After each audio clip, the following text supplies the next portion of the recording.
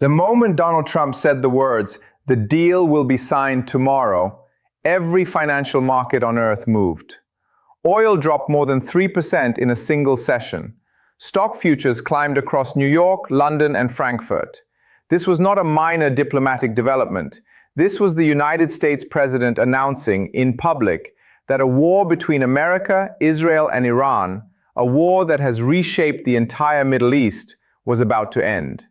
And yet most of what you are reading in the mainstream press completely misses what is actually happening here. The media wants you to believe this is a simple story. America won. Iran lost. Trump delivered peace. That version of events is dangerously incomplete. What is actually unfolding right now is one of the most complex geopolitical settlements in modern history. And the details buried inside this deal will determine the fate of the Middle East for the next 20 years.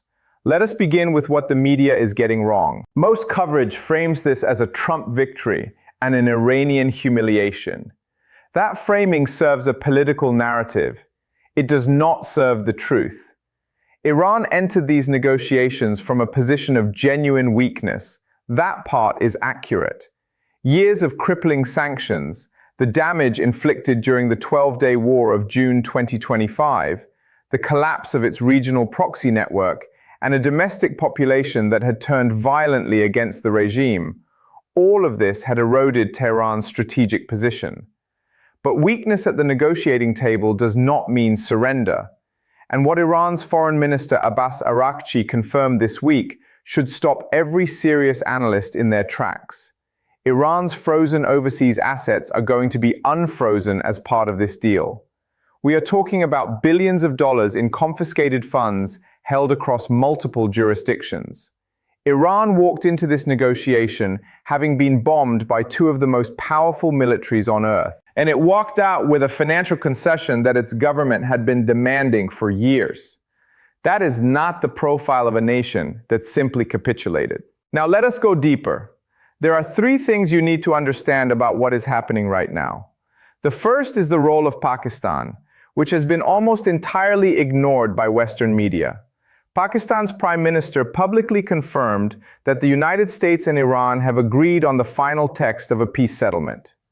Think about what that means structurally.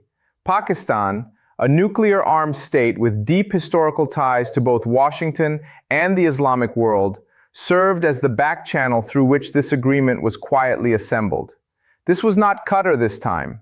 Qatar mediated the ceasefire of June 2025, but for the permanent settlement, the architecture shifted. Pakistan's involvement signals something important about American strategic thinking in the region. Washington needed a Muslim-majority intermediary with credibility in Tehran and loyalty to American interests. Pakistan filled that role.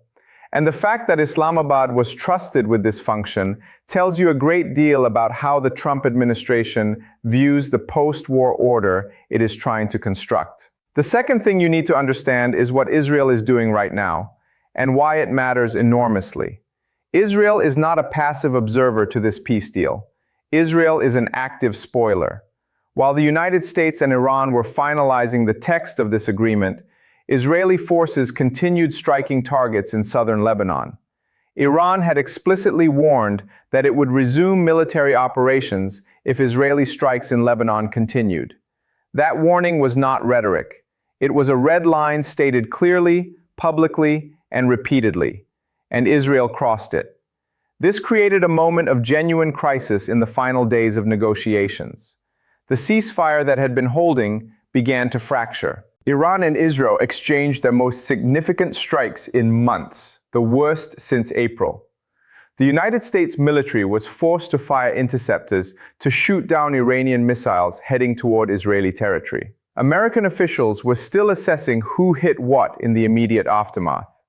Meanwhile, Israel's defense minister stated publicly that Israel will not withdraw from the Lebanese territories it currently occupies. Prime Minister Netanyahu said, and I want you to absorb this carefully, that as long as he is prime minister, Iran will not have nuclear weapons. This is a man who just watched his American ally move toward a peace agreement that does not, as far as we know, permanently dismantle Iran's nuclear infrastructure. The tension between Washington and Tel Aviv is not a side story. It is one of the central dynamics of this entire settlement. Israel is pressing the United States to block the unfreezing of Iranian assets. Israel is refusing to pull back from Lebanon. And yet the deal appears to be moving forward regardless. That tells you something critical about where American strategic priorities now sit. The third thing you need to understand is the question of the Strait of Hormuz.